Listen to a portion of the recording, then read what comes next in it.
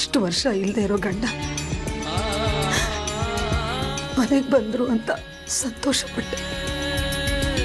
ಆದ್ರೆ ಮಗ ಬಂದಿರೋದು ಅಮ್ಮಂಗೆನೆ ಇಷ್ಟ ಇಲ್ಲ.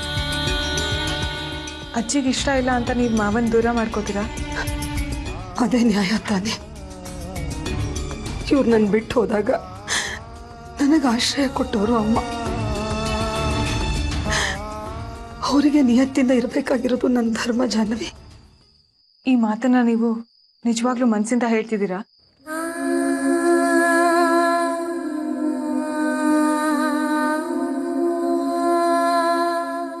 ಇನ್ನೊಬ್ಬರ ಹಂಗಲ್ ಬದುಕ್ತಿರೋರ್ ಮನಸ್ಸಿನ ಭಾವನೆಗಳಿಗೆ ಯಾವ ಬೆಲೆನೂ ಇಲ್ಲ. ನಾವೆಲ್ಲ ಒಂಥರ ಬದುಕಿದ್ದು ಸತ್ತವ್ರ.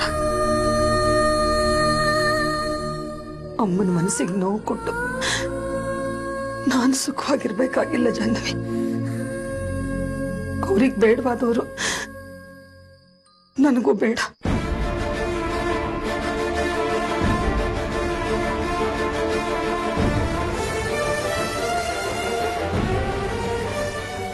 ಅತ್ತೆ, ಅಜ್ಜಿ ಏನೋ ಕೋಪದಲ್ಲಿ ಮಾತಾಡಿದ್ರು ಅಂತ ನೀವು ಹಾಗೆ ರಿಯಾಕ್ಟ್ ಮಾಡಿದ್ರೆ ಹೇಗೆ ಹೇಳಿ? ಚರ್ಚೆ ಬೇಡಮ್ಮ, ಪ್ರಯೋಜನ ಇಲ್ಲ. ನನಗೆ ಯಾವ ಸಂಭ್ರಮನೂ ಬೇಕಾಗಿಲ್ಲ. ಮೊದಲು ಹೇಗಿತ್ತು ಹಾಗೆ ಇದ್ಬಿಡ್ತೀನಿ. ನೀವು ಬರೀ ಅಜ್ಜಿ ಬಗ್ಗೆ ಯೋಚನೆ ಮಾಡ್ತಿದ್ದೀರಾ. ಆದರೆ ಮಾವನಿಗೆ ಈ ವಿಷಯ ಗೊತ್ತಾದ್ರೆ ಅವ್ರು ಎಷ್ಟು ನೊಂದ್ಕೋತಾರೆ ಯೋಚನೆ ಮಾಡಿ. ಪಾಪ ಮಾವ ಎಷ್ಟೋ ವರ್ಷ ಆದಮೇಲೆ ಕಳ್ಕೊಂಡಿದ್ದ ನೆಮ್ಮದಿ ಸಿಕ್ತು ಅಂತ ಸಂತೋಷದಲ್ಲಿದ್ದಾರೆ. ನೀವೇ ಕೊಟ್ಟ ನೆಮ್ಮದಿ ನೀವೇ ಕಿತ್ಕೊಂಡ್ರೆ ಹೇಗೆ ಹೇಳಿ? ಬೇರೆ ದಾರಿನೇ ಇಲ್ಲ ಜಾಹ್ನವಿ.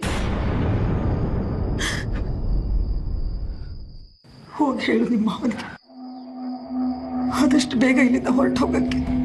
ಅತ್ತೆ ಪ್ಲೀಸ್, ಉದ್ವೇಗದಲ್ಲಿ ಯಾವುದು ಡಿಸಿಷನ್ ತಗೋಬೇಡಿ. ನನಗೆ ಸ್ವಲ್ಪ ಟೈಮ್ ಕೊಡಿ, ನಾನು ಎಲ್ಲ ಸರಿ ಮಾಡ್ತೀನಿ. ಕಷ್ಟ ಜಾಹ್ನವಿ. ಅಮ್ಮನ ಸ್ವಭಾವ ಗೊತ್ತಿದ್ದು ರಿಸ್ಕ್ ತಗೊಳಕ್ಕೆ ನನಗಾಗಲ್ಲ. ನನ್ನ ಸಂಸಾರ ಸರಿ ಮಾಡಕ್ ಹೋಗಿ ನಿನ್ನ ನೆಮ್ಮದಿ ಹಾಳು ಮಾಡ್ಕೋಬೇಡ. ಹಾಗೇನೂ ಆಗಲ್ಲ ಅತ್ತೆ. ನಿಮಗೆ ನನ್ನ ಮೇಲೆ ನಂಬಿಕೆ ಇದೆ ತಾನೆ?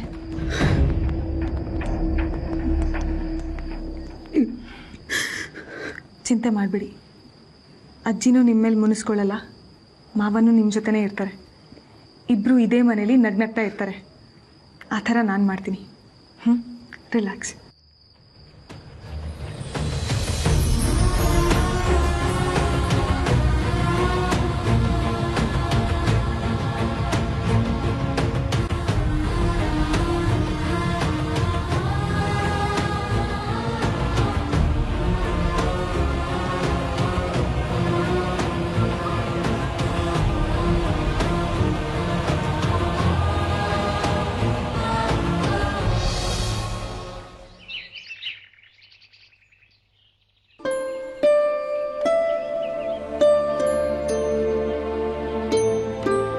ಅಜ್ಜಿ, ಕಾಫಿ.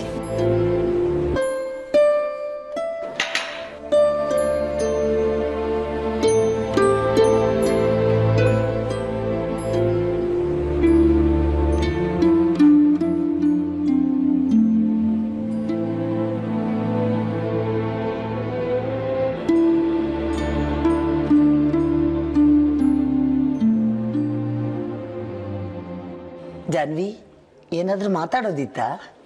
ಇಲ್ಲ ಅಜ್ಜಿ, ಇಲ್ಲ.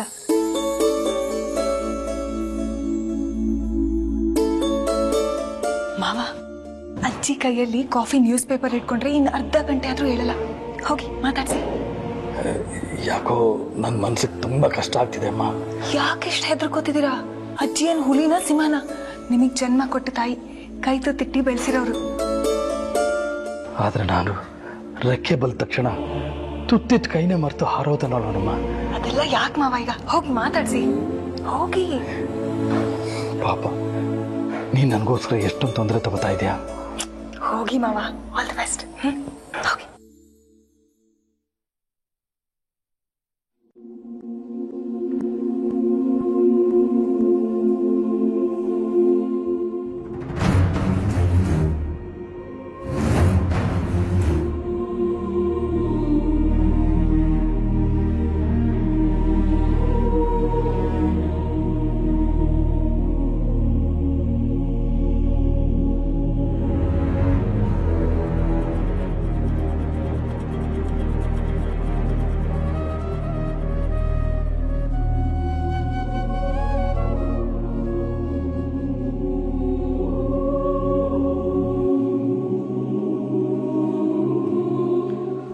ಪೇಪರ್ ಓದಕ್ಕೆ ಬರಲಿಲ್ಲ ನಾನು.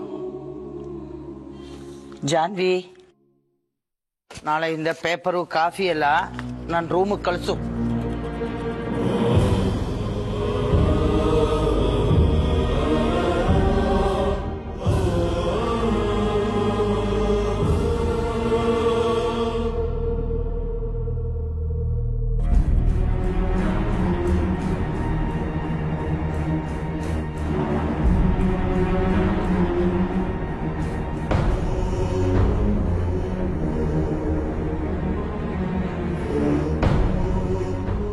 ನನಗೆ ಗೊತ್ತು, ಮರೆಯುವಂಥ ತಪ್ಪಲ್ಲ ನಾನು ಮಾಡಿರೋದು. 27 ವರ್ಷ ಆದ್ಮೇಲೆ ಬಂದಿದ್ದೆ.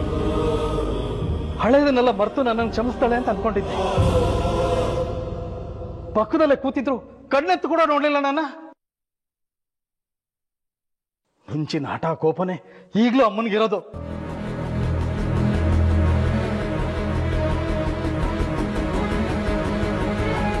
ಬೇಡಮ್ಮ, ನಾನು ಎಲ್ಲಾದ್ರೂ ಹೋಗಿ ಇದ್ಕೋತೀನಿ. ಮಾವ ಪ್ಲೀಸ್, ನನಗಿನ್ನೊಂದು ಚಾನ್ಸ್ ಕೊಡಿ.